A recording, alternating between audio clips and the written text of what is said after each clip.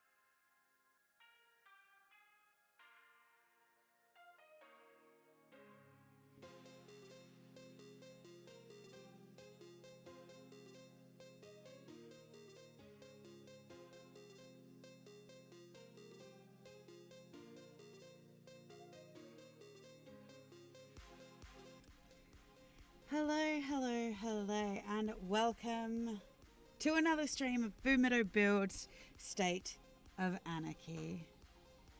It is wonderful to have you here as I journey through this custom map building stream for my D&D game State of Anarchy, which will be airing here in February.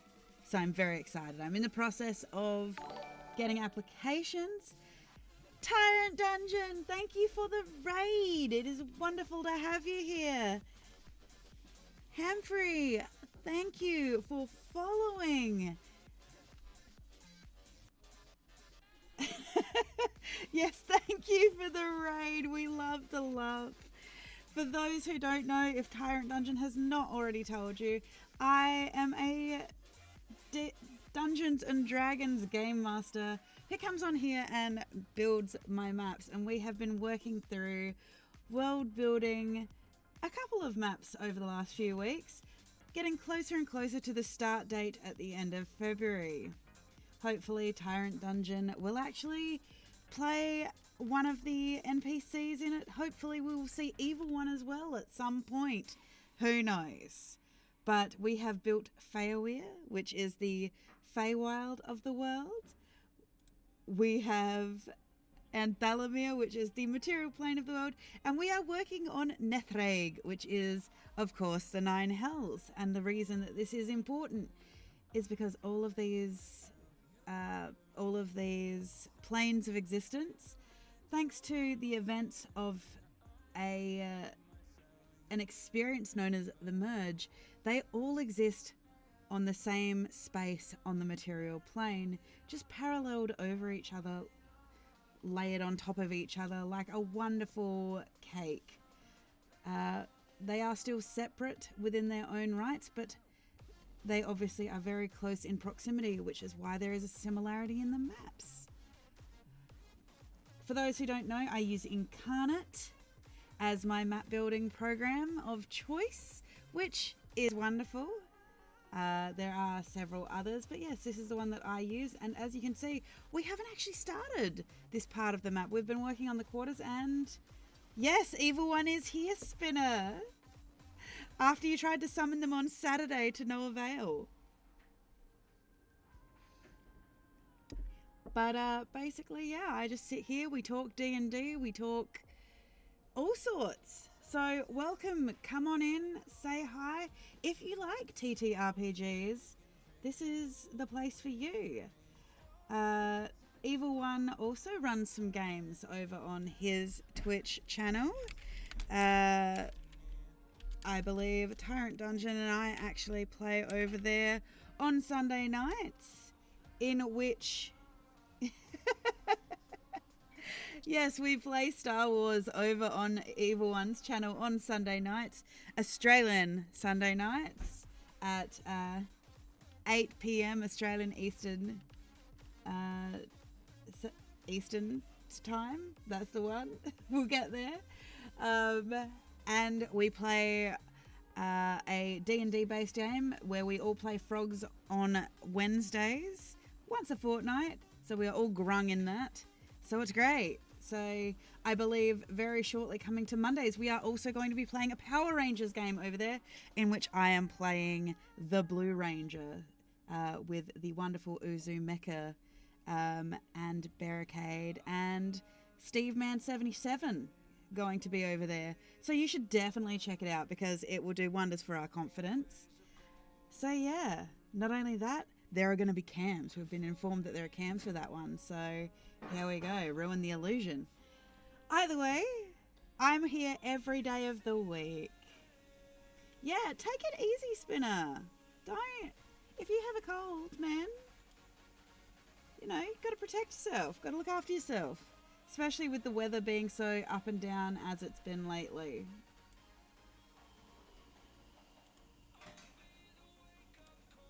Yes.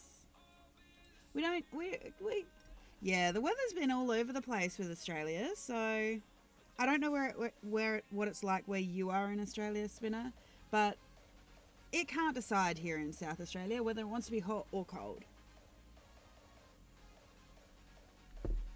So yes.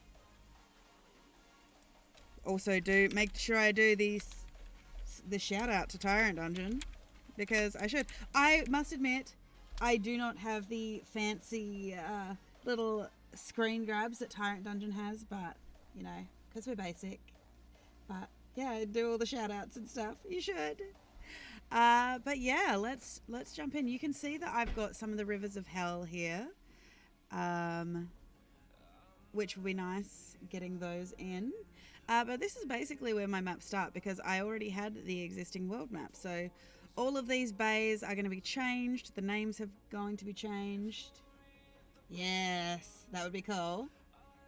I heard the one that when you shouted out Evil One, it came up with Yobin being concerned that the gank was hitting on the Jawa by asking if he could make some modifications on her, so I thought that was pretty funny.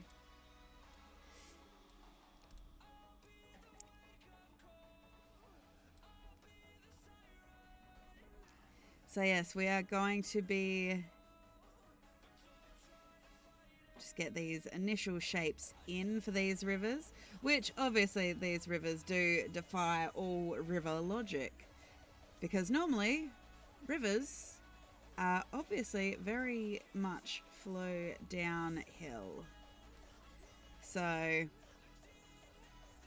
which these ones don't. But as you saw from the map that I showed you before of the hells, very briefly, as you could see there,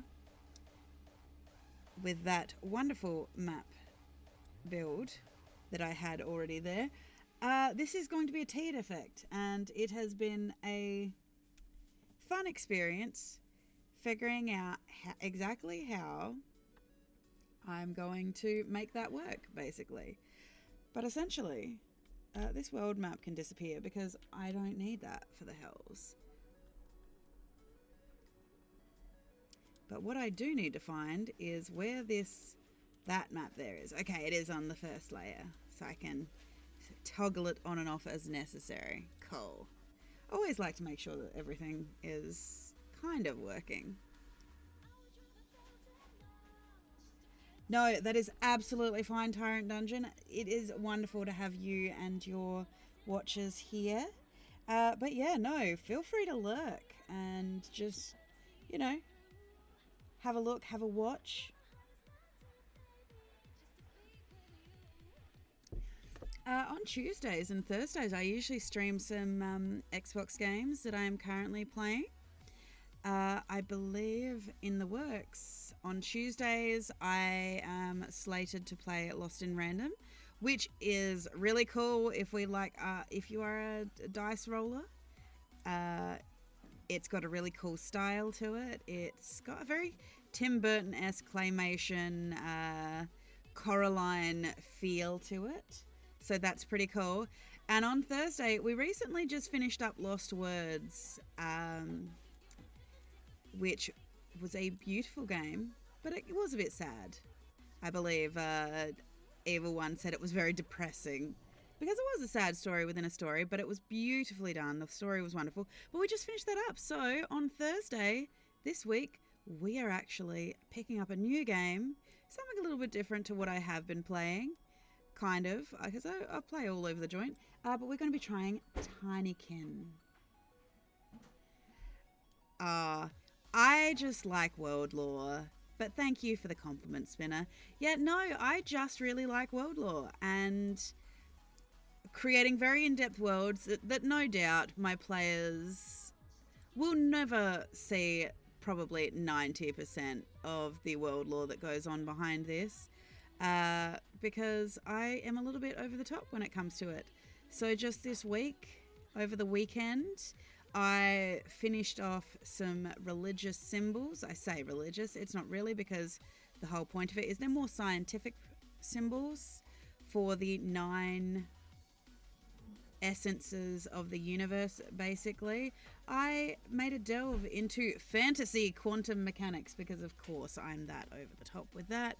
And I created a whole new alphabet for my world, ancient alphabet and cuneiform, so that I will be able to actually throw some puzzles and challenges to my players that they will actually have to decipher themselves rather than me giving them all the answers on that one. So, yeah, I've been having fun with that. But this world, for those who are new to my stream, this world is actually a continuation on that started 6 years ago when I started DMing. Because, of course, when I started DMing, I didn't start with modules and things like this. I've always enjoyed telling my own stories and things like this. And so this world started out 6 years ago, and we ended up starting in the era that is now known as the second era of the world, which is known as the Rise of the Realm Witches. So that happened. And then my previous Saturday group did...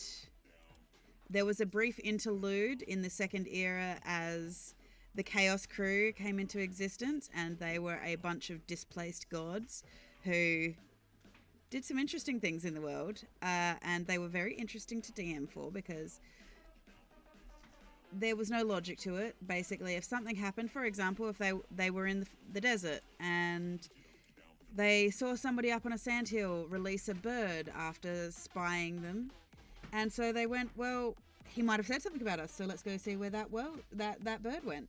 And so they followed it, which I believe led to an oasis where one of them got attacked by an octopus, and then the druid wrestled with a crocodile. Oh, that's exactly it. But there is so much world lore at this point with this game, Spinner. And the best part for me is, obviously, when I play the trailer, the one thing I can say about that trailer for the game is every character that you see in that trailer is a previous player character.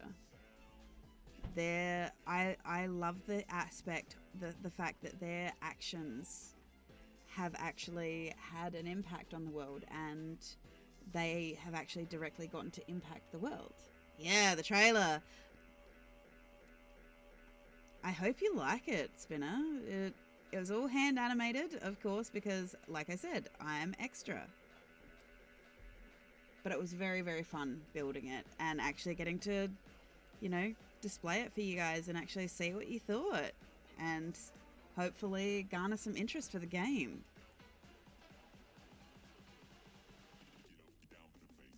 Yeah. And obviously I am actually looking for players as well for the game. So I actually have a Roll20 application up at the moment. When I'm talking and stuff, if D&D is your thing and you want to consider a game, go over and have a look. Over on Roll20, I am still Boomeadow. Nice to make the brand easily identifiable across the board. And the game is called The State of Anarchy. Yes. We've had some wonderful applications, actually. It is going to be a hard decision to who to pick. The party itself is going to be 5 to 6 players. Depending on if I can convince Evil One to join me or not. So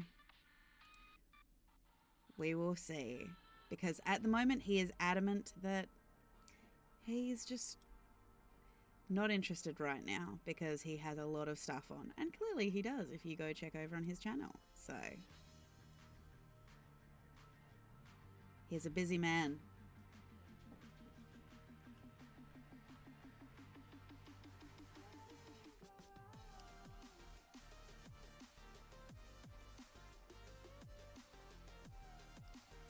NPCs. Well, that's the wonderful thing as well. I do actually welcome newcomers because we all start somewhere and, there's a learning curve. So there's always a learning curve that goes along with learning something new, and D&D is no different. I will say that I do use a bit more of an original 5th edition rule set as opposed to... Because obviously anyone who follows the D&D world, I'm back more towards original 5th edition when it first came out, closer to like that 5th edition, 4th edition era, as opposed to 1D&D. Insofar as I very much heavily play Rule of Cool, that's fine, but I still believe in having racial or species abilities or modifiers and things like that. So, yeah, there is that aspect. There is going to be a lot of custom subspecies, custom species. It's not ridiculously extensive. It's because we play online. The only thing I do really is, obviously, I ask some questions just to get a feel for your personality in general and what kind of stuff you like. And then, you know, if the way that you play is, you know, it's likely that you're going to be able to mesh with the group that I kind of have and the way that I DM, obviously. I've got a couple of players already who are existing players and friends of the channel, both in Valcor and Tide Runner Gaming. And so all it's going to be is we get together in a group chat and, you know, you actually get to meet the other players and just see if you kind of mesh and things like that. Because obviously this is a group game, it is collaborative, and so you've got to be able to get along with the people that you're playing with. Welcome back, Tyrant Dungeon. Yeah, no, and so I don't like calling it an interview because that makes it feel so much more intimidating, but essentially it is an interview. But it gives you the guys the opportunity to ask me questions, ask the other players questions, and just kind of see if it's your kind of group, your kind of people. Yeah, we tend to be a very chill group. There aren't a lot of rules, but the main one is just a really simple one, which is, you know, be a decent human being.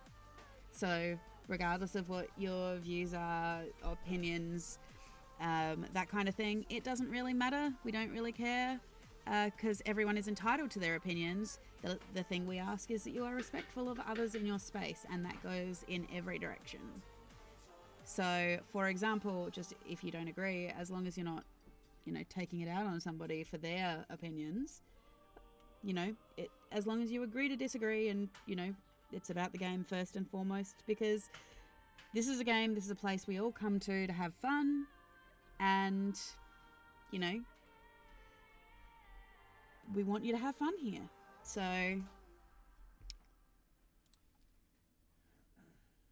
that is what is important, basically.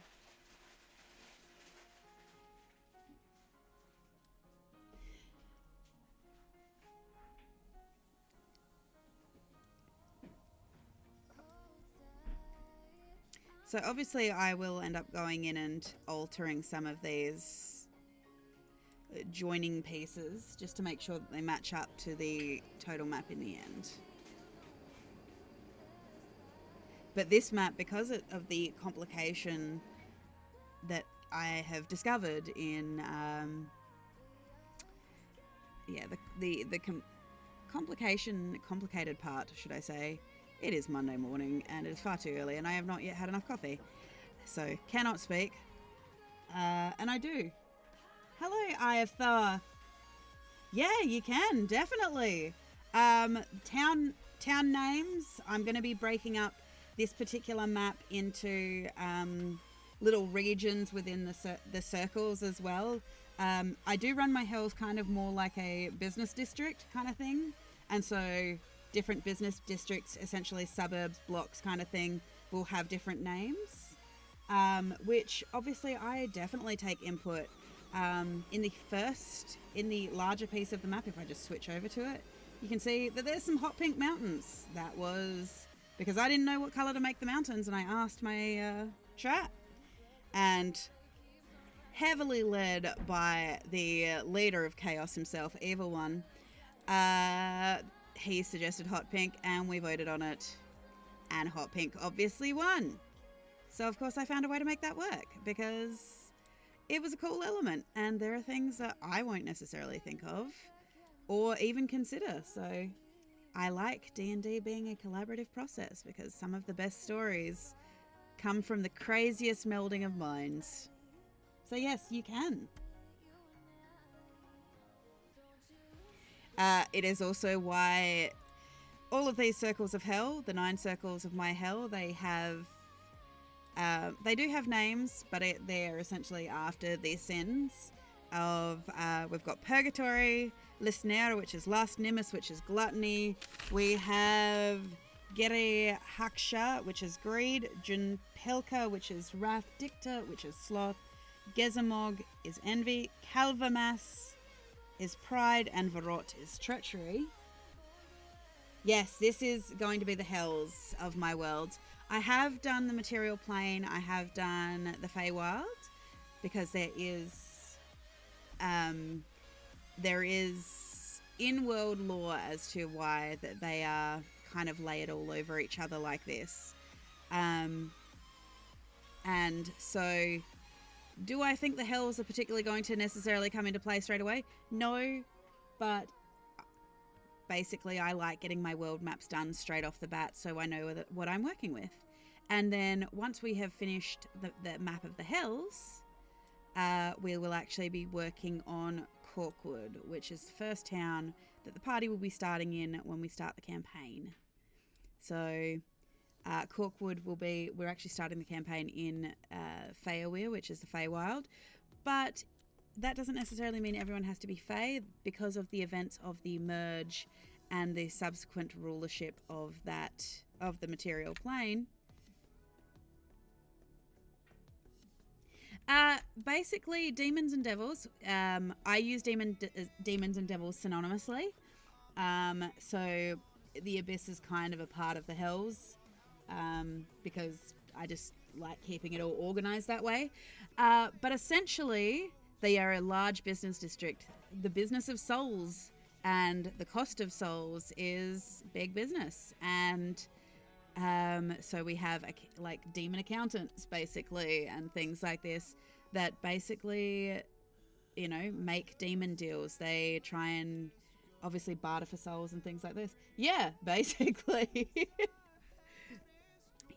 And this idea actually stemmed from one of the previous players in the game. They actually were playing a devil by the name of Cain, obviously.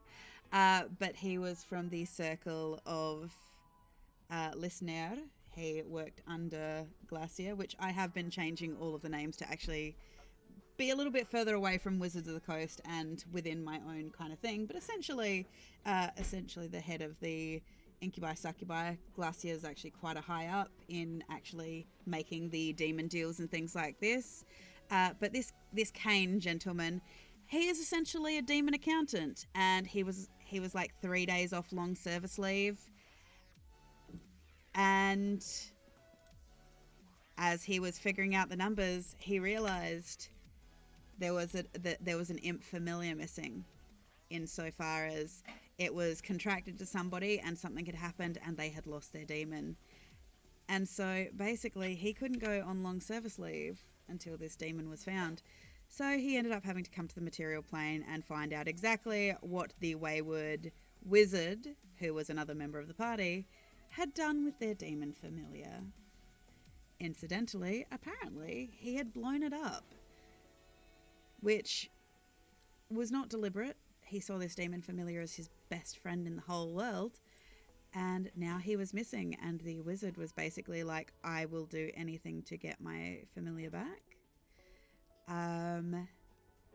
Which included, and was not limited to, finding the Necronomicon and summoning the creatures within it, which was all part of the BBEG's plan. It was an entity known as the Titan King, who, if you know any of your Lovecraftian mythos, was Nyarlathotep.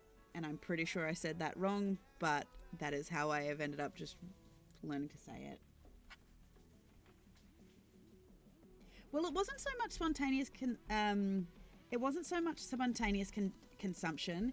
It was literally the person who had tricked the wizard into doing this spell. So following the events of the Demon War, this is deep world lore now. So there was an event known as the Demon War where the Hells had tried to break through, and the people of the material plane banded together, essentially, or part of the people of the material plane. They became known as the Loriadoran Unitary State, or LUS. And they basically ended up defeating the Hells, and part of the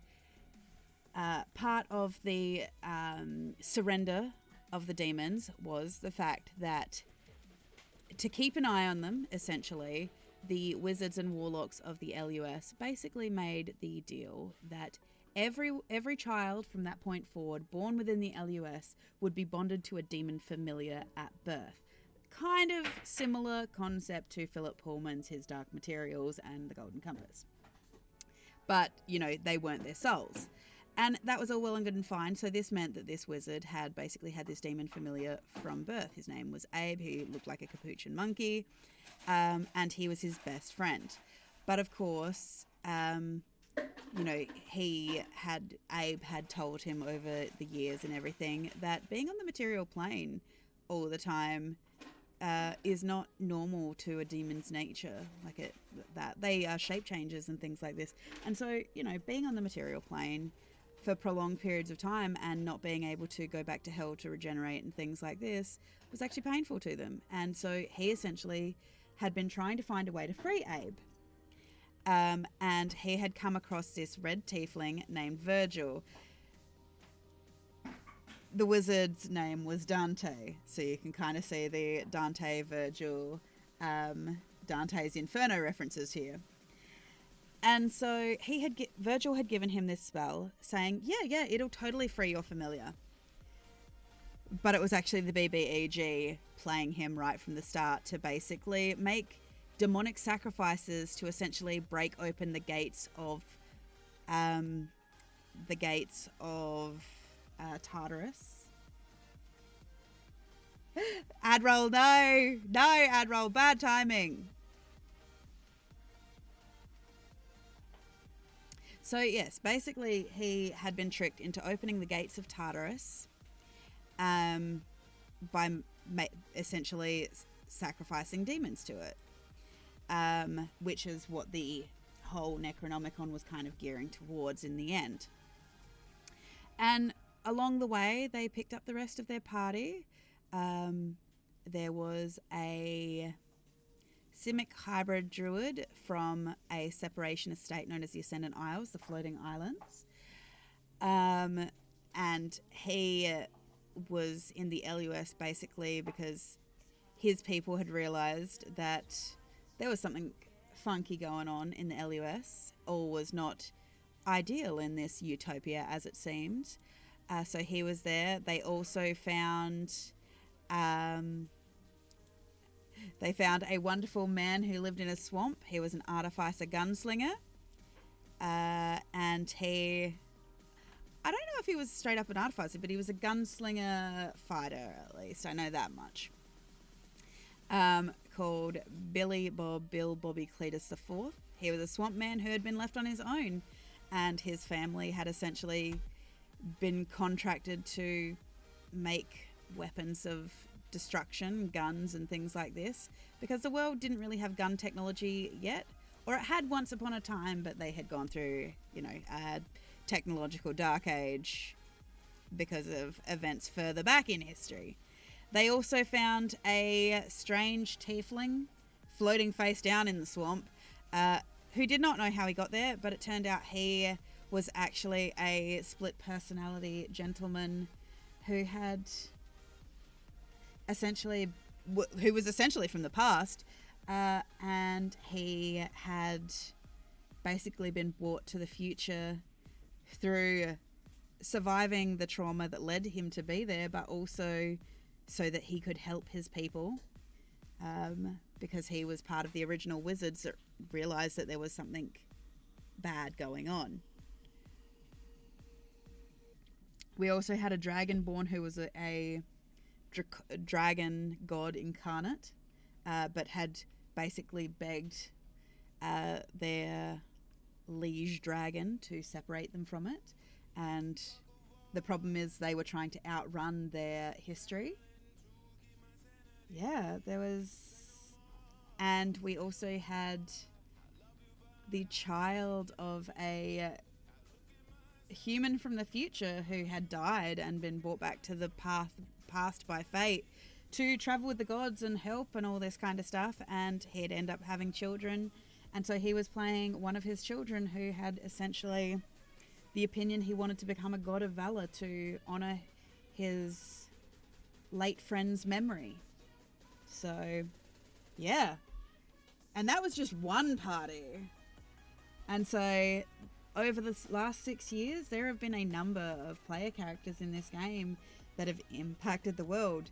I currently run a game on Tuesdays, which is actually set in the very way back, in the first era of this world, where they are playing a game of Zorvental, which is essentially a mix of chess, checkers, but dragon rules, so no one knows any of the rules, to basically see who's controlling the world behind the scenes. And they're trying to stop that, but part of that as well is realizing that they have to change the way that magic is produced in the world, because relying on god sacrifices, as in sacrificing eldritch gods to it, probably isn't the best way to do it.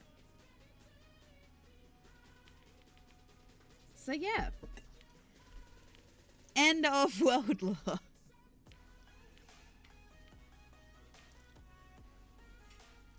Now let's get these circles back in here now that I've done all of those rivers. And we'll get some cliffs in, because the cliffs are the start of the separation. Now, I do use the pro version of Incarnate, which means that I get all of the additional tokens and stuff, but even their free version is really wonderful. 100% recommend.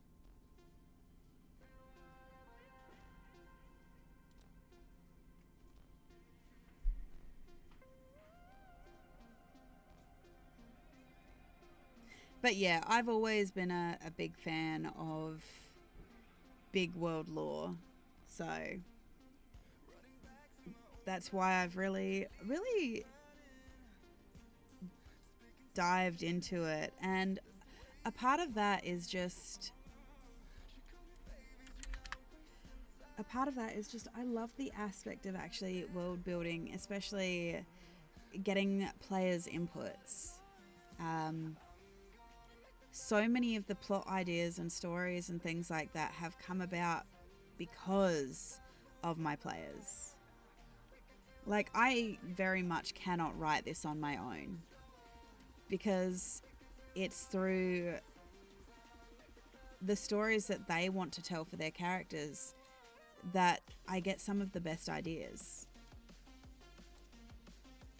And the way that I plan, for anyone who, again, has been around a little while in the channel, I have a squirrel brain. I don't plan in a linear fashion. The most linear fashion I'm building is literally... Yeah, I need crazy-eyed people to give me ideas. But also, the most linear fashion is sitting here doing these map builds.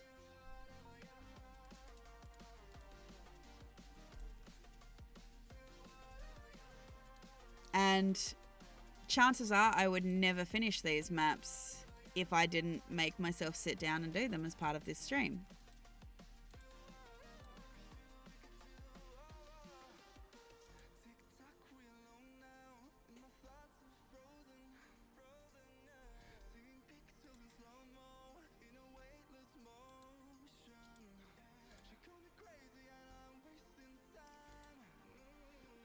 Yeah, like Tyrant Dungeon actually played the crazy swamp tiefling, and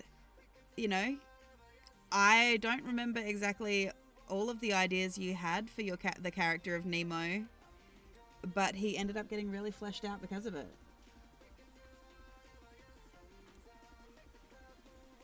Yeah, I can understand that. I work in a very air-conditioned space, unfortunately, so... I say unfortunately. In Australia, that's not a bad thing, but... Yeah, like, I end up having to be rugged up because it's too cold.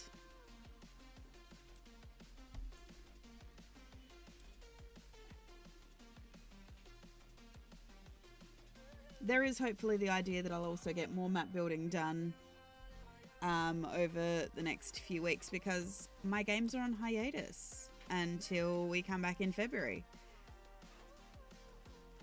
because I take a big break over the Christmas period.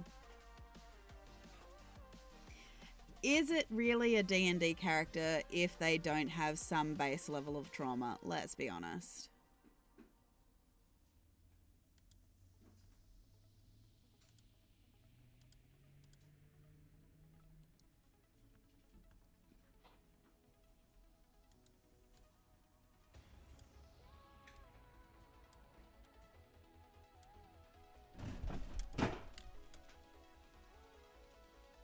It's always your sweet babies.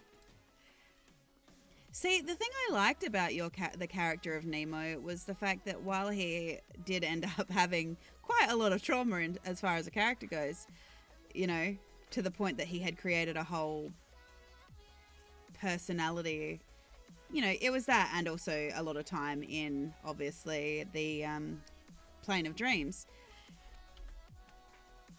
But it was the fact that the realization that you can create characters who have a story and a history and a, you know, their, you know, trauma and things like this, without making them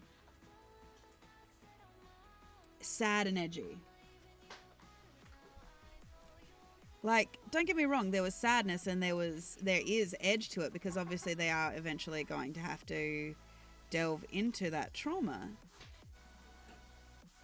But it doesn't mean that everything has to be bad all the time, or that they have to be a loner, or, you know, no, I have to do it on my own kind of thing. You know, admittedly, as he went on, you know, he had to come to terms with the fact that he had forgotten the reasons why he was here, because, well, a big part of it is this whole character didn't know. There were like amnesiatic walls between his memories of the trauma and what had happened.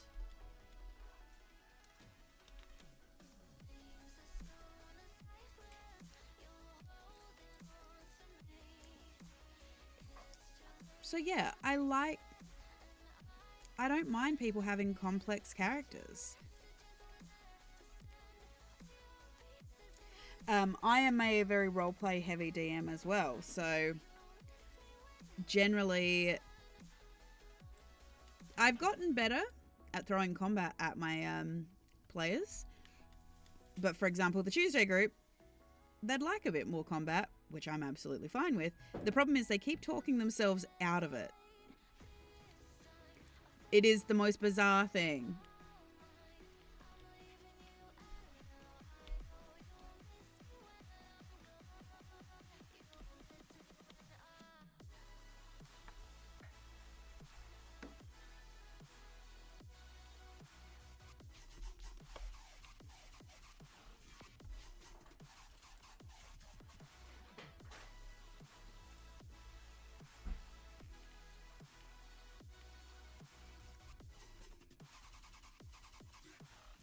I don't think I need to wall off any more purgatory.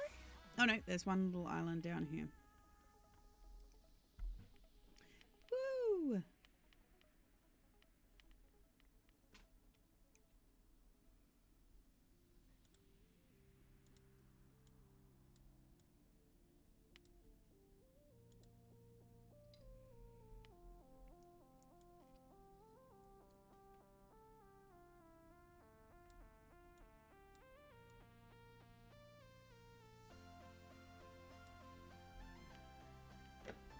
Yep, no, there is absolutely nothing wrong with himbo energy. I like himbo energy.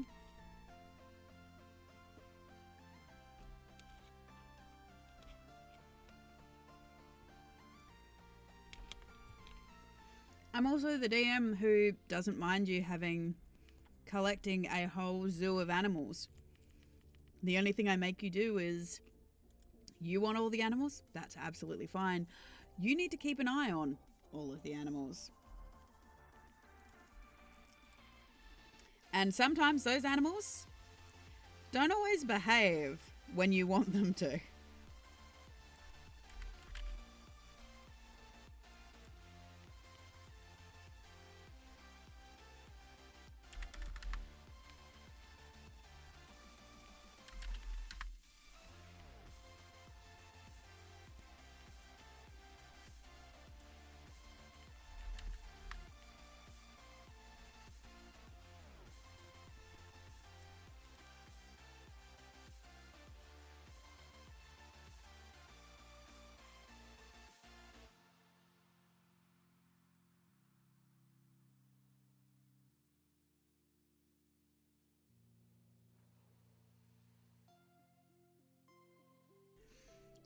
You've written there that I just like big happy guys. All I can think of is like he's just a happy guy.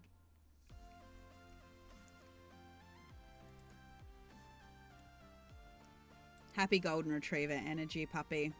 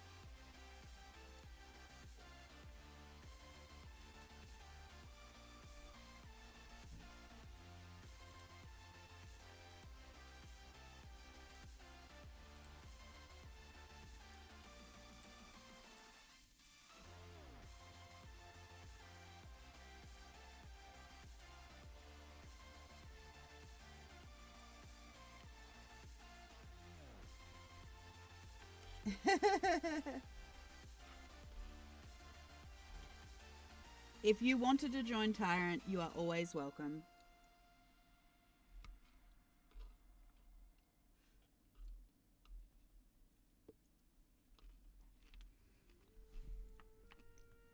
The only person I tend to badger to try and get into my games is Evil One.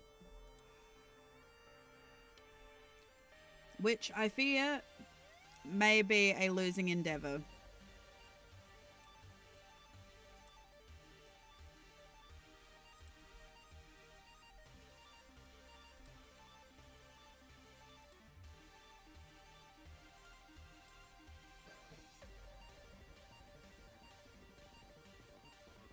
However, I may convince him yet, who knows?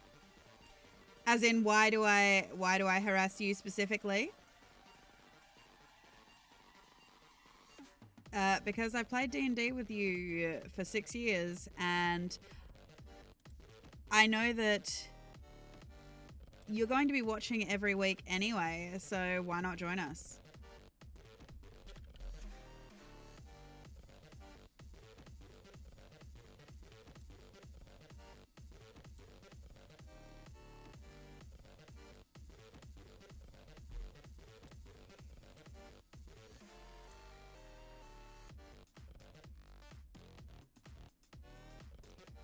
Why not join us and be part of the game?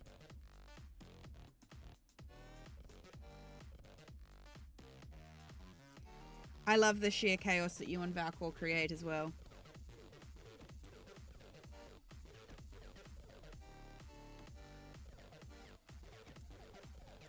It is no surprise that Evil One was center of the core group known as the Chaos Crew.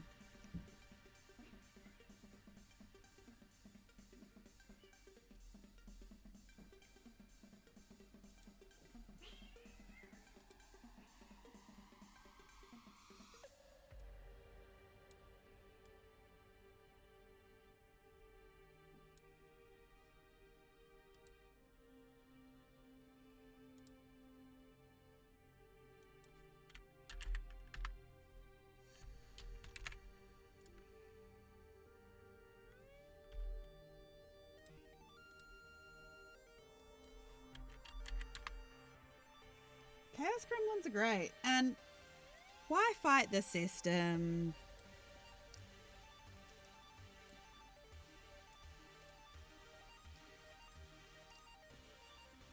Sometimes I wonder, Everyone, if you just play hard to get.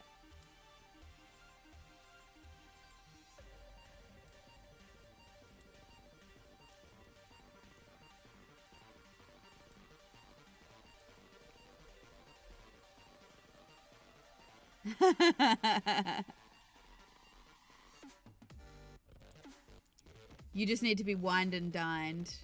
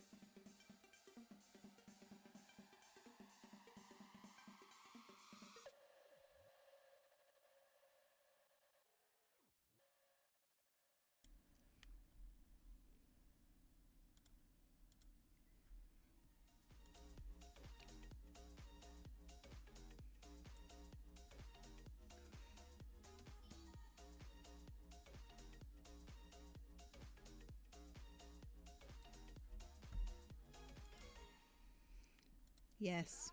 Everyone, I wonder sometimes if you just want me to woo you. Potato bacon D&D.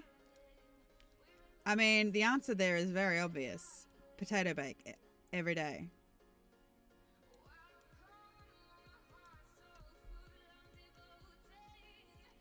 That is true. You could legitimately do both.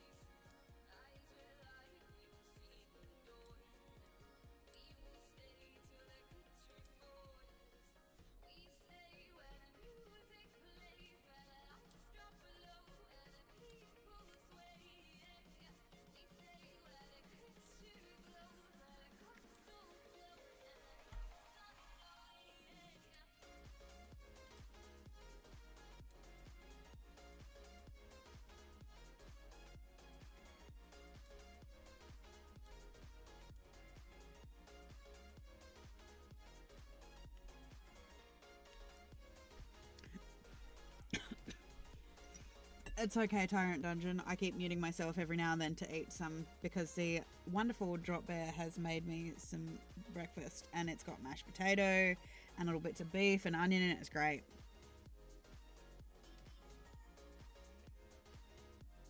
Yeah.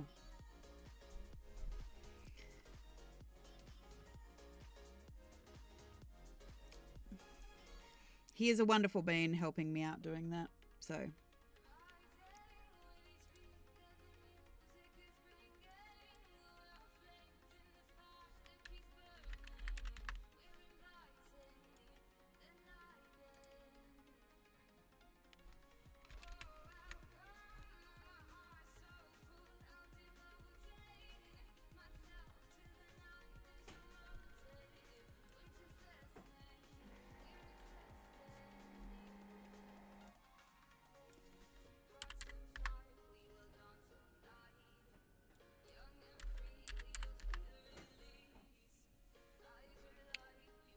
It's delicious.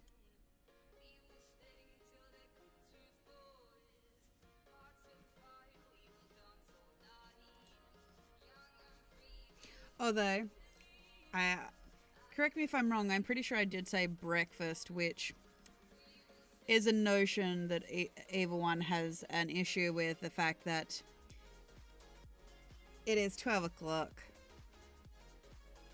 It is no longer breakfast if it is 12 o'clock in the afternoon.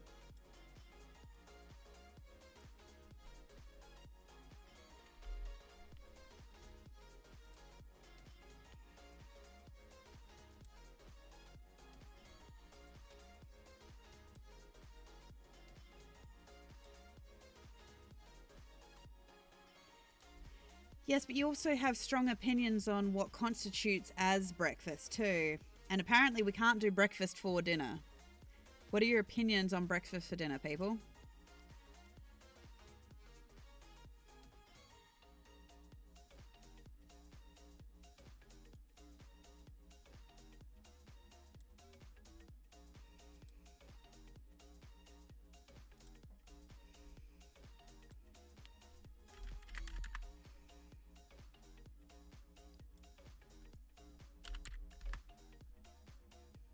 Yeah, and there is absolutely nothing wrong with pancakes for dinner.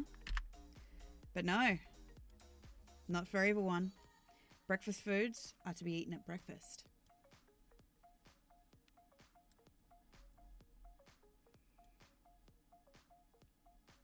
Yes, Evil One and I have had some very interesting and long debates over several opinions. Like, you don't put ice in drinks. Cold drinks, good. Ice in drinks, bad. Yeah, it depends on the cereal too.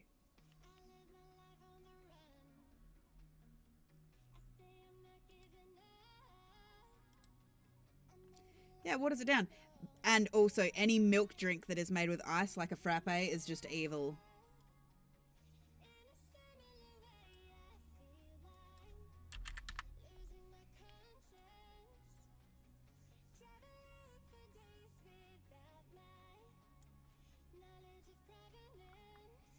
Yeah, Cocoa Pops are great.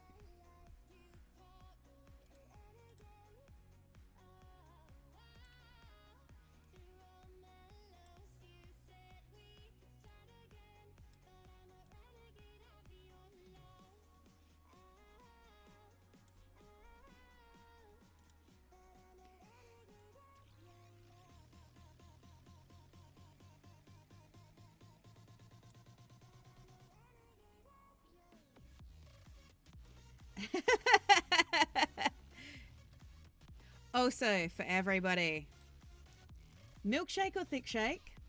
And what flavor is your favorite flavor of milkshake? And also, what is the most evil flavor of milkshake that you've ever had?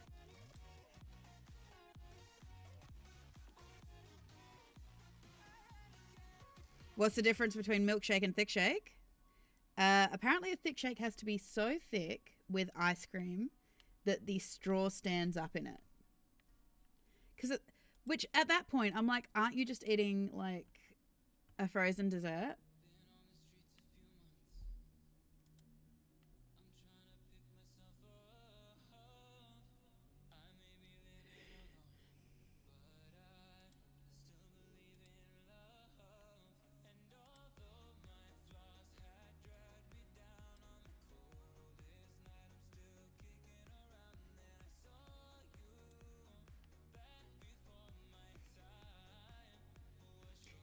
Thick shakes, okay.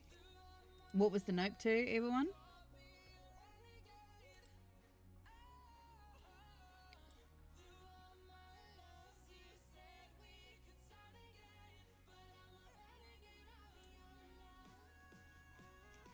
I wish I could consume a drink in 5 minutes Tyrant Dungeon. It would stop me drinking a lot of cold coffee.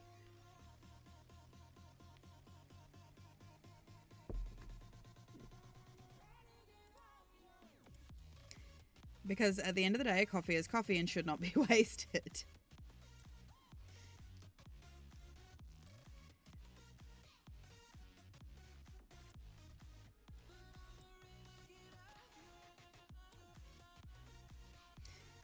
See, you drink a lot of milk too. Now, this is going to be an inherently Australian question. Is Milo a beverage or a food?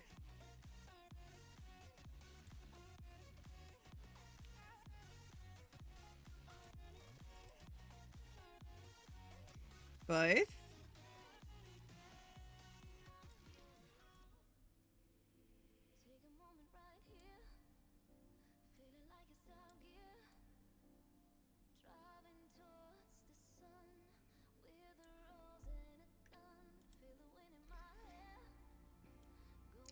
And do you have a specific rule about Milo preparation? For those that don't know, Milo is like a malted milk drink additive.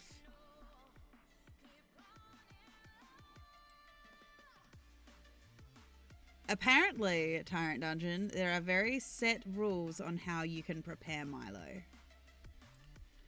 Or at least the way that Evil One prepares their Milo.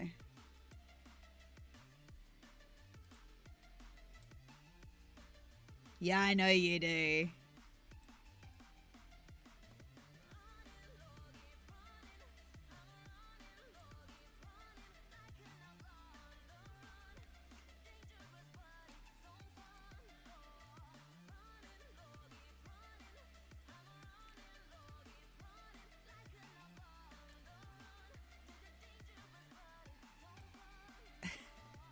That's what she said, Tyrant Dungeon?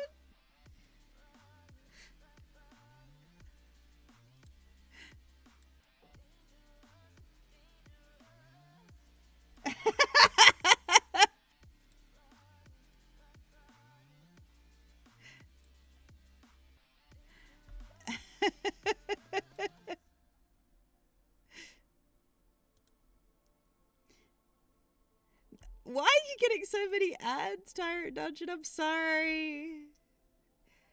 I suppose it does make up for like the 6 ads I got while watching you too.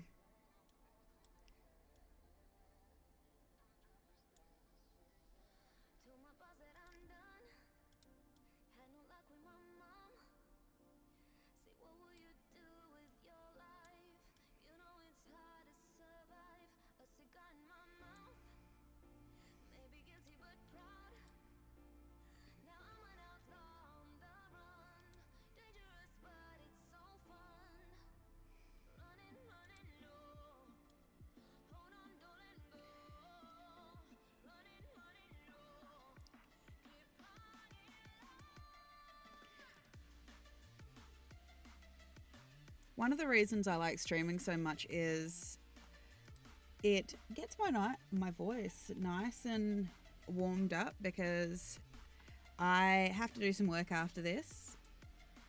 My regular day job, I am an audiobook narrator, so that's one of the things I like. I do fantasy, sci-fi. I'm very excited for the book that I'm working on right now, actually. If you like sci-fi books and things like that, check out David Parker Ross's Perceptions. Not just because I obviously narrate it, part of it anyway, because it's told from the points of different narrators. So the Australian character though, Stacey Grant. I voice Stacey Grant. I voice Harper Davis and Hannah Grant, which is Stacey's sister too. So some of those are books in the works, but yes, That Girl from Wagga is actually available right now. But I do recommend that you read the first book, which is from the point of the British character Michael Felcar.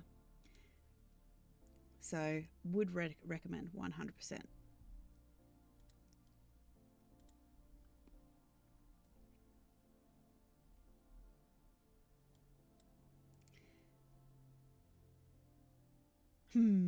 What's always makes me feel like you're deep in thought. Yes, Tyrant Dungeon.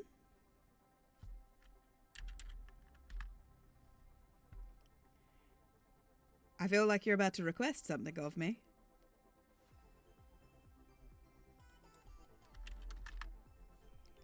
What is the request?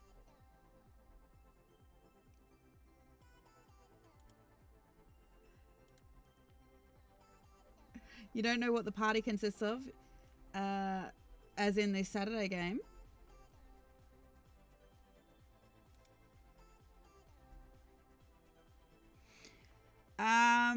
At this point in time, to my knowledge, the party consists of a Simic hybrid alchemist, which is a custom class, and an Aarakocra barbarian. But that is always subject to change because Valkor cannot decide what he wants to do yet.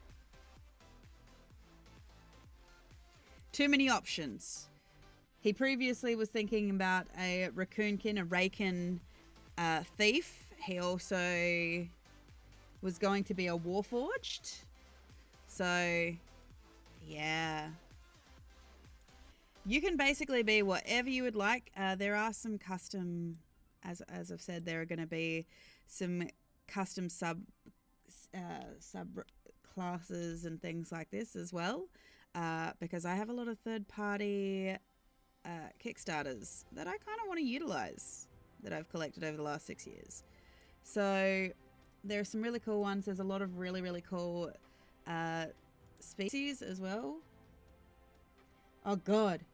Yeah, I can show you some lists after stream if you want.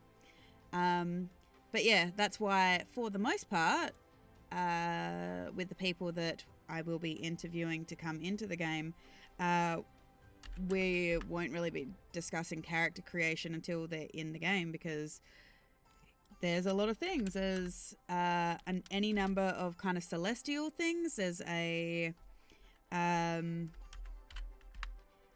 there is all the different subspecies of Aarakocra. Yeah, you could be Stitch. Legit. I told you this. There is... So yeah, I made a whole heap of...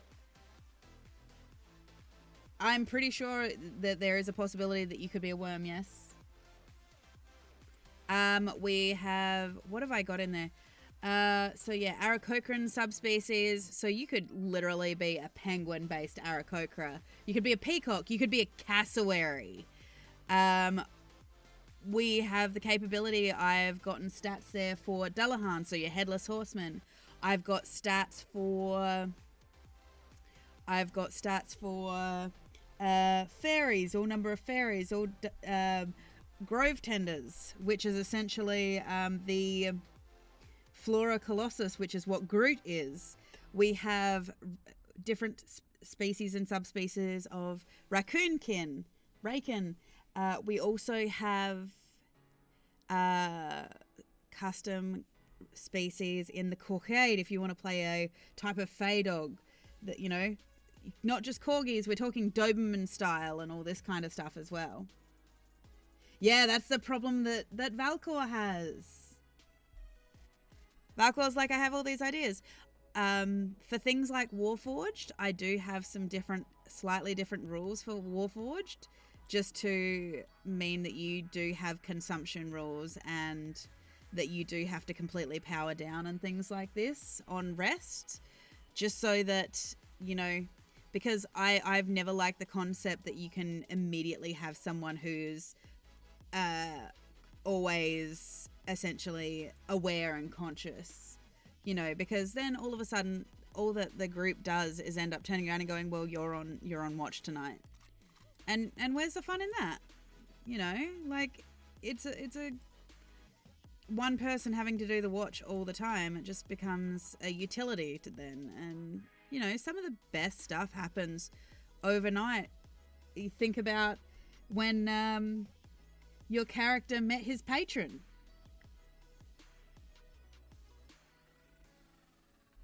Which, of course, was a giant eldritch god that terrified the hell out of everyone. But he's like, essentially, ooh, big summer blowout.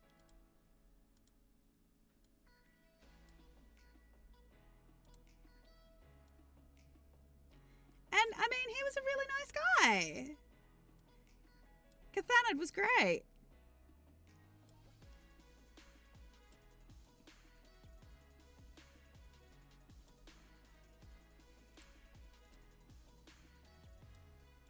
And of course, as you know, Elpheus and Nemo are still in the world. Not as gods, but as... I literally, for now, just see Nemo essentially as the BFG. Yeah. Professor Smells, Himbo Boy. You literally just told me last night, though, that you need to leave your Saturdays open. I worry that me talking about my game ends up making you excited and you're like, oh, I want to play.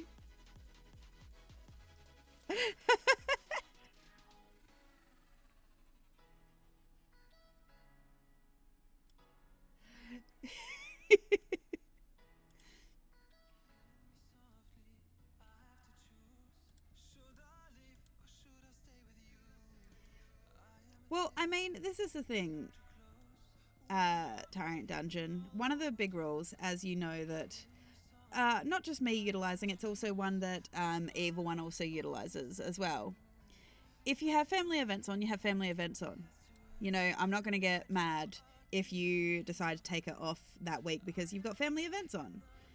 You know, because one, they're not all the time, but also two, life comes first. We very much run on the principle that D&D is exactly that. It is a game. You know? And part of that is legitimately the fact that sometimes things happen that are going to get in the way of that. And that's okay. You know? As long as you're there more often than you're not, you know, which quantifies the consistency rule, that's what matters. Like, but if you have things on, yeah, or you're not feeling well, even if it's like a minute before game and you're really not feeling it, just as long as you send me a message letting me know that you're not going to make it because you're not feeling well, no questions asked. Like, you could legitimately just be having a mental health day and that's okay too, because that's important. I very much, and when I say we, I generally say, because obviously Evil One and I have run games kind of centered around each other for a long time kind of thing.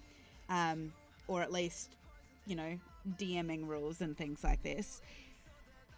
No game is ever going to be more important than your mental and physical health. If you are sick, take the week off. That is okay. There is no point absolutely killing yourself trying to get to a game. Because one, you're not going to give your best. Two, you're going to feel like you just want to die the whole time. So what was the point? It is much better that you take it off, you rest, and you feel better. And most of the people I play with as well have families, they have kids, or they're that little bit older. And, you know, so they have priorities that are more important than a D&D game sometimes. And it just happens. We would much prefer that you do the things you need to do in your life and know that, you know, okay, yeah, you might have missed something that week. And I will say that is one thing that kind of does, to a certain degree, work a little in the favour of my games because they are so roleplay heavy. You might only miss in-game half a day of stuff unless something like really big oh my god happens. Other things that I do, just for anyone who isn't sure of my style and things like that. Yeah. One of the big things as well is I don't Jaeger characters either. I don't... Cool. Yeah, I don't Jaeger characters. If a player's not there, I don't Jaeger characters, and I don't make other players...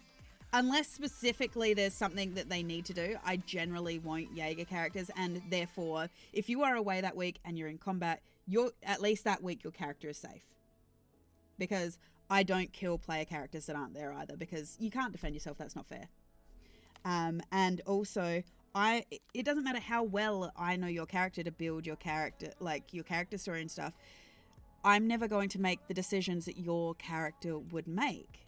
And so therefore that's why I don't Jaeger other people's characters, because I don't want them ending up doing something they wouldn't do. The closest I come is your character is doing something that gets them out of the way, or they just follow the group quietly because they're, you know, deeply meditative that week or whatever.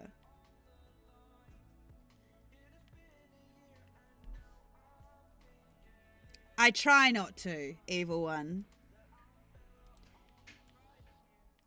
Sometimes your shifts run a little bit late, so I just need to place your character somewhere for a small time being, just until you get there.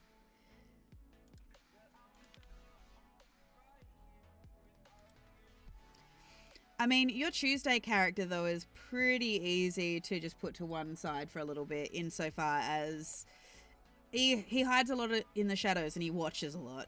He is the watcher. He's always looking for threats. He's always watching.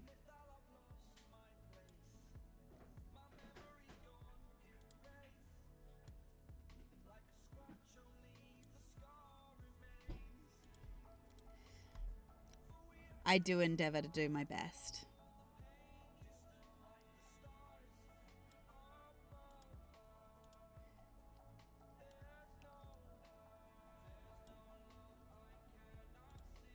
Why?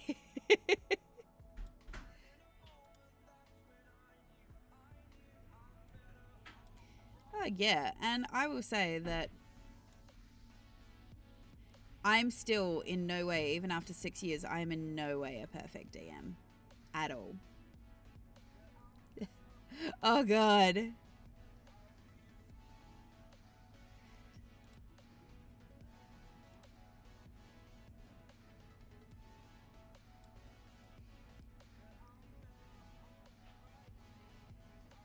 We love a good chaos gremlin.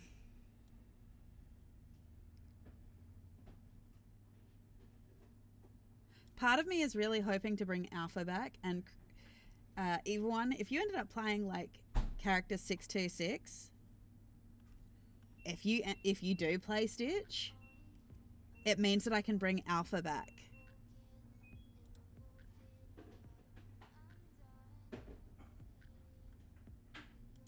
You know, the crazy Men in Black substitute in the world that you created when you created your character V. They're the Men in Black allegory, and it was fantastic. We went through all the D&D species, and A through to Z, we found a species for every agent of every letter. Yeah, I know. I'm trying to make it better for Roger. So, for anyone who doesn't know, Tyrant Dungeon plays a battle droid in our Star Wars game on Sunday nights, and he's having a rough time of it right now. He lost his family. He's stuck on a ship with a crew that seems to be mercenary kind of killers. Poor Roger. There is the obvious joke that he's a battle droid and his name is Roger.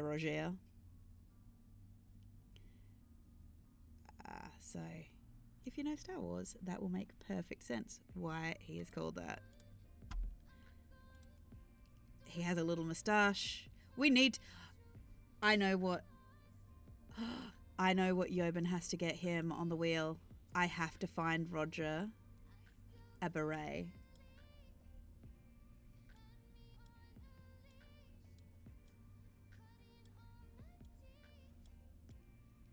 Maybe that will cheer him up if I get him a beret.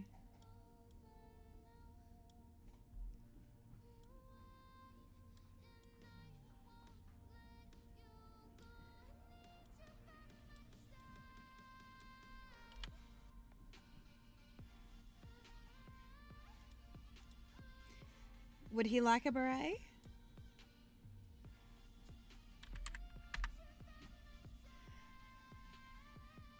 I mean, Roger hasn't really been homicidal.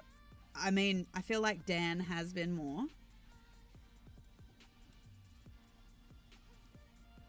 And I'm worried that, you know, you are going to straight up kill our pilot. Please don't do that. Dan, definitely. Yeah, Dan's got issues. Dan's an angry, angry little man.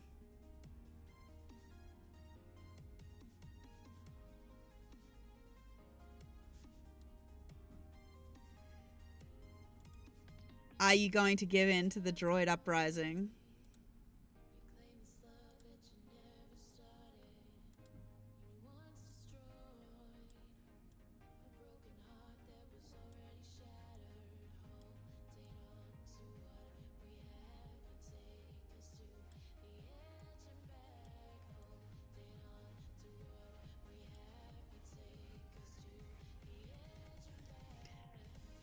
We need a pilot.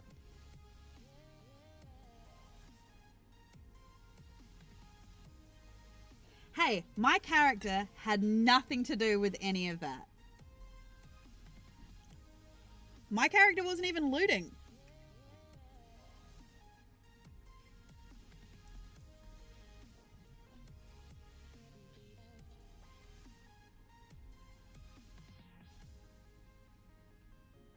No, my character wasn't. Tyrant Dungeon.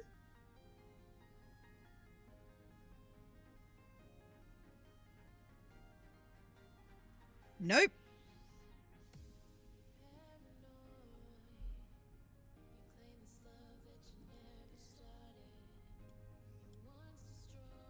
Nope, I didn't actually loot at all. Because I was more focused on getting out of there. Because Leather Daddy was coming.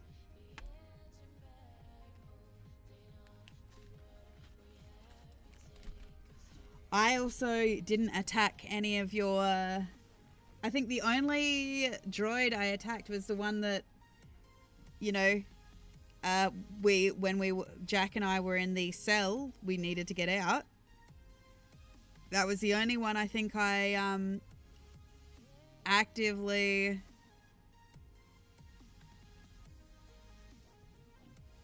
Yeah, I think that was the only one that I actively kind of stopped, I think.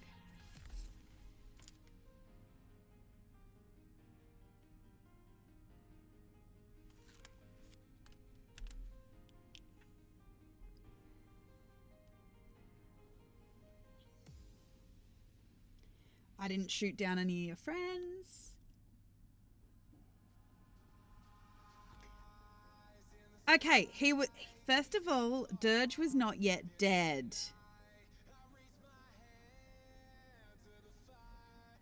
Dirge was not yet dead, and all I did was essentially put him in a essentially medically induced coma until I could get around to fixing his body.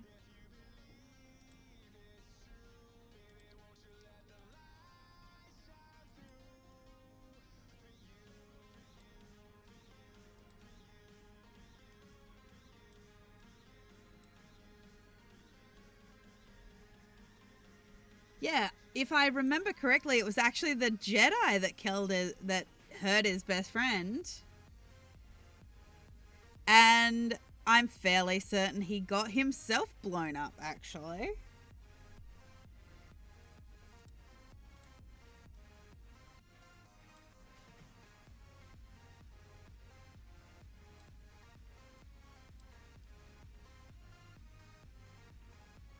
Because not only that, I had every intention of fixing his circuitry and putting all his programming back when I finally got time to sit down and repair him.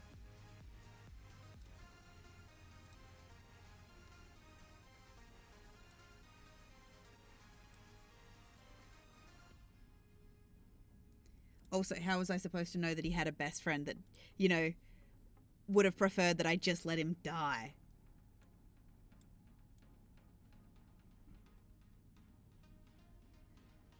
My little Jawa's droid crazy.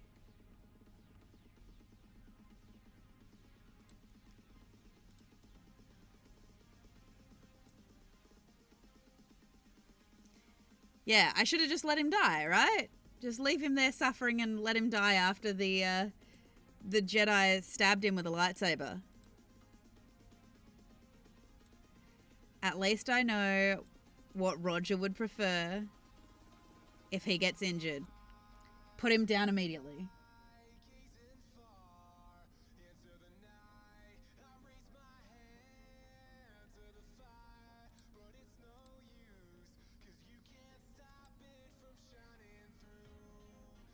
Itty. Yeah.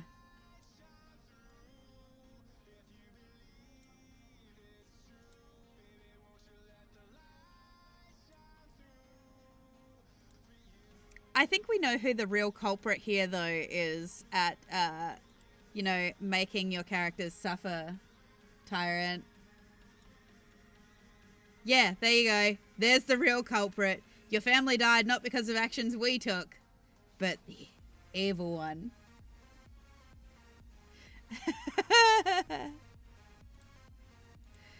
He made characters that you would fall in love with Tyrant Dungeon, and then he ripped them away.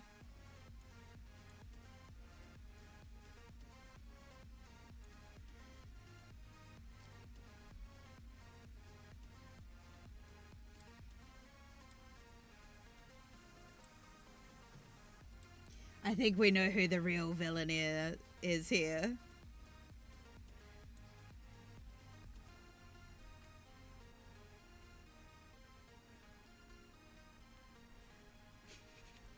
Yeah, but you played Vader,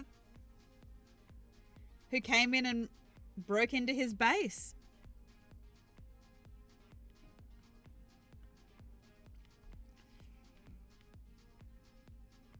I suppose we should just be glad that there weren't any younglings in there.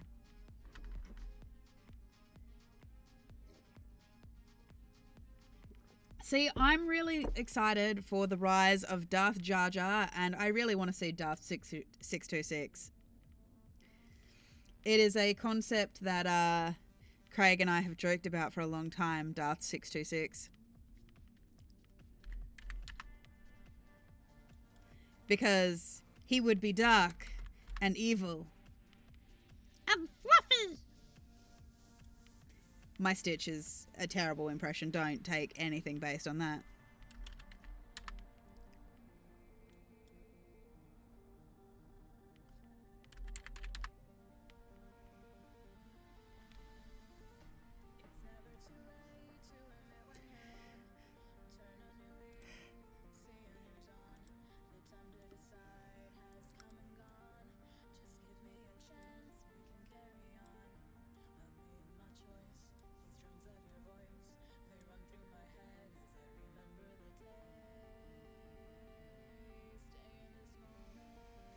Why did we get the... Well, how did we get his attention?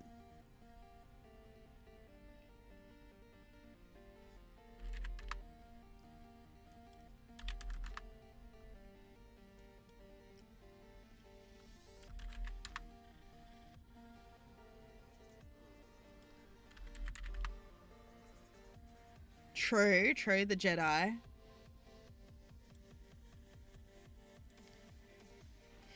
Forgive me if I'm wrong. Is he a Mandalorian Jedi?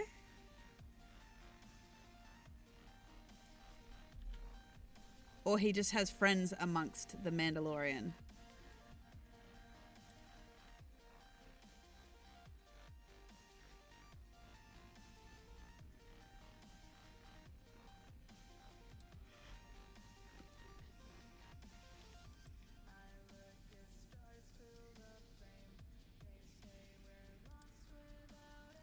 Yes. Mandalorian Jedi.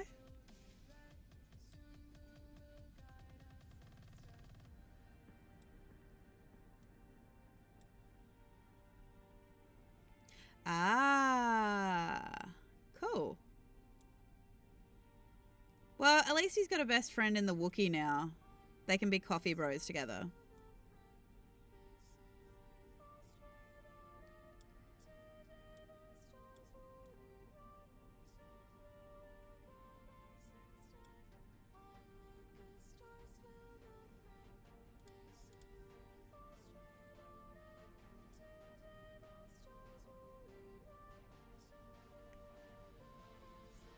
Eight?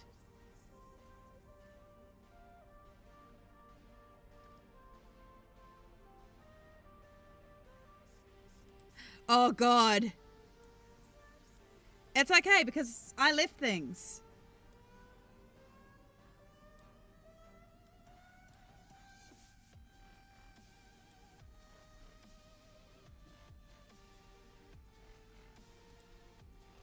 Hey, look.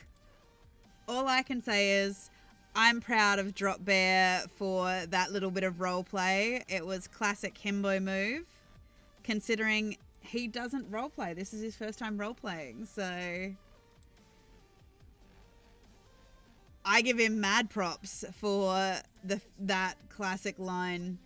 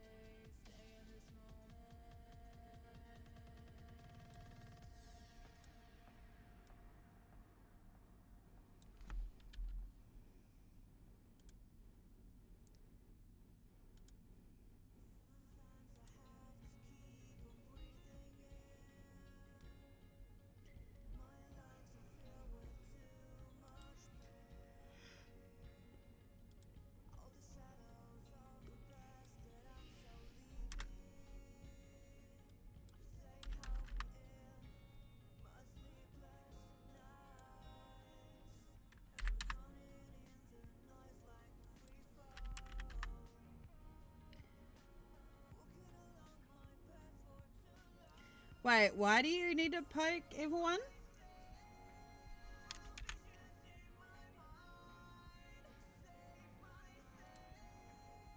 What did Evil One do that deserves a poking?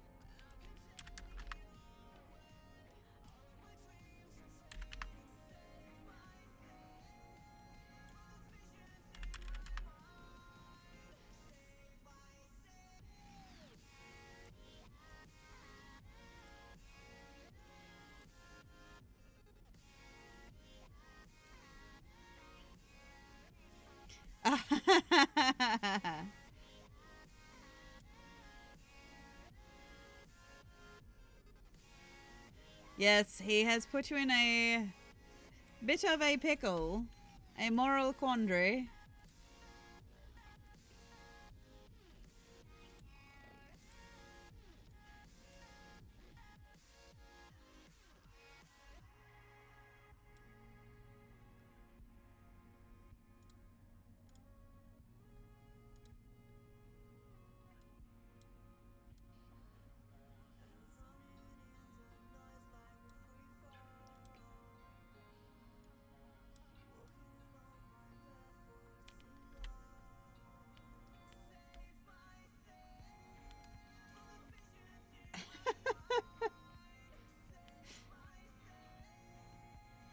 Yes, I am concerned for the pilot.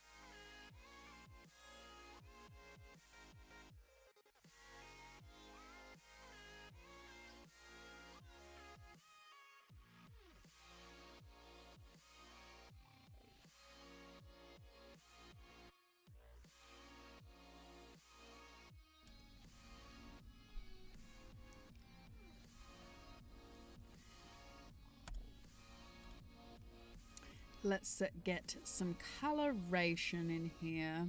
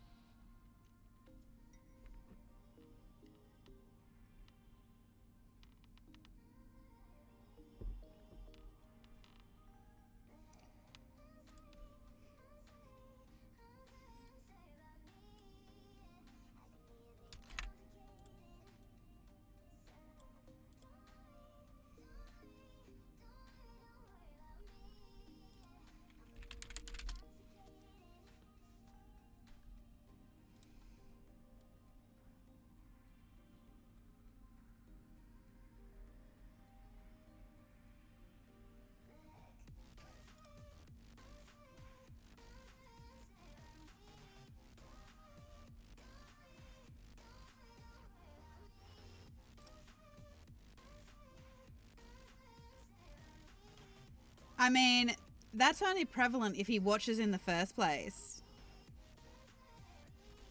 So you should definitely have a go at Uzumaki for not watching to keep Jack alive.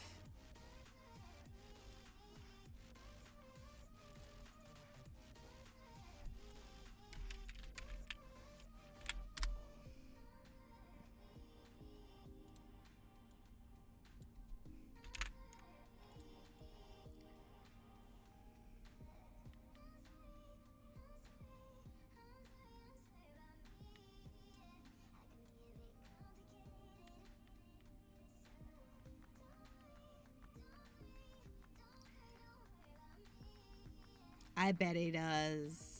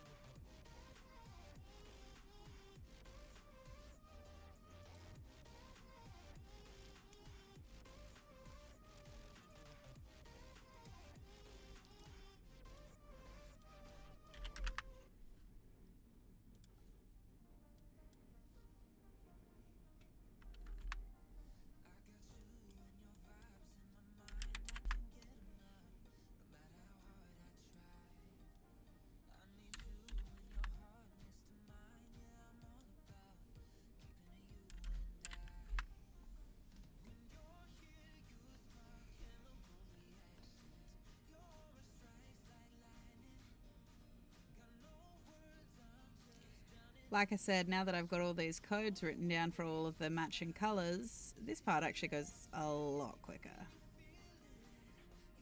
The thing that takes the most amount of time is literally the shading to give it the tiered look.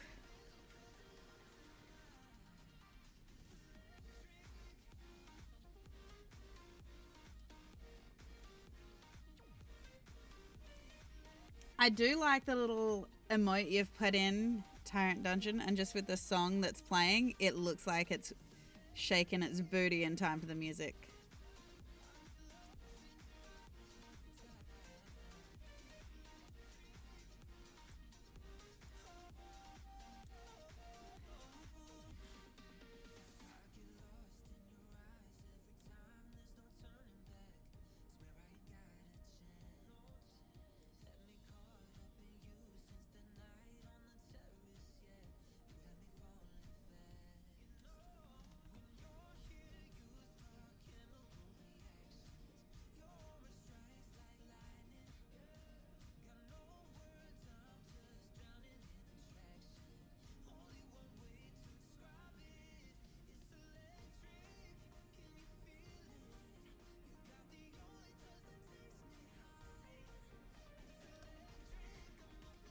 I have no idea what.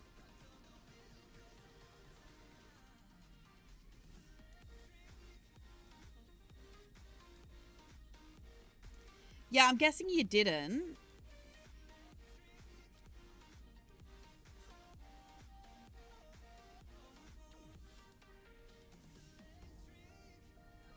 Sleep is important, despite what Evil One will say about it.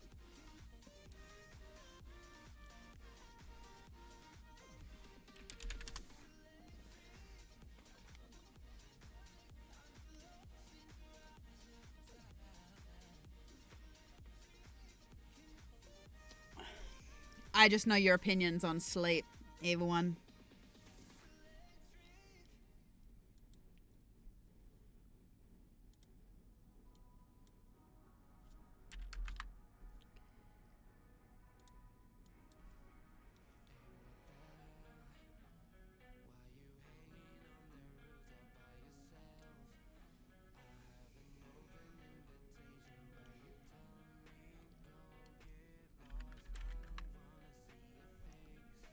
Pink.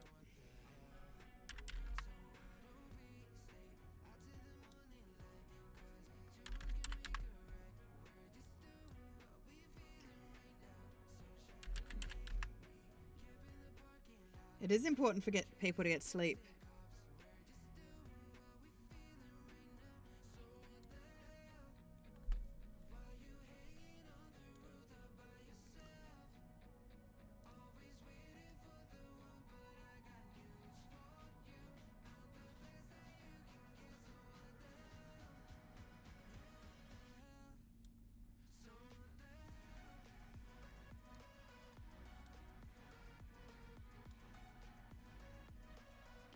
I mean, all of us are dubious at sleep at best.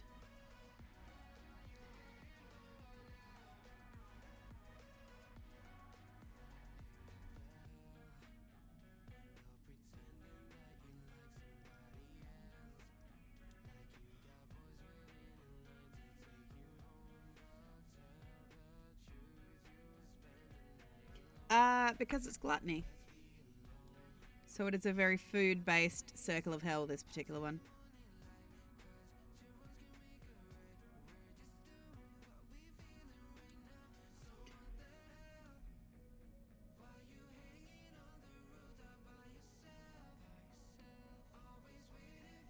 Wait till you see the candy-coloured sandhills they put in here too.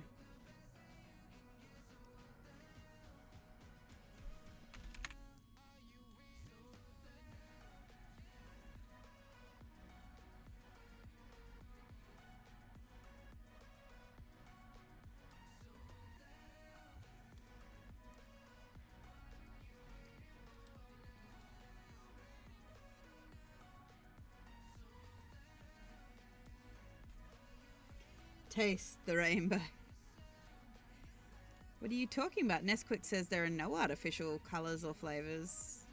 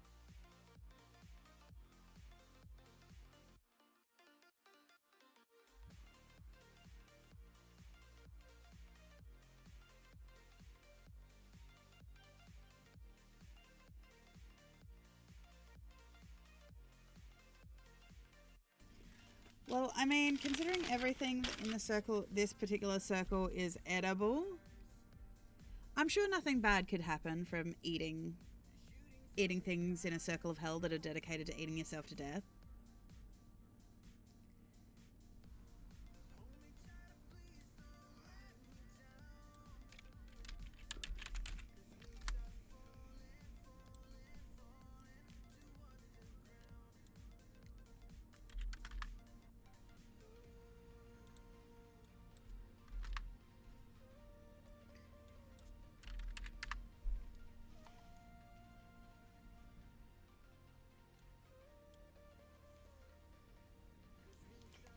A or B?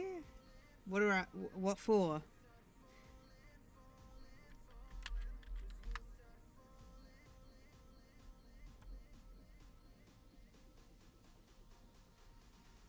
No context. A.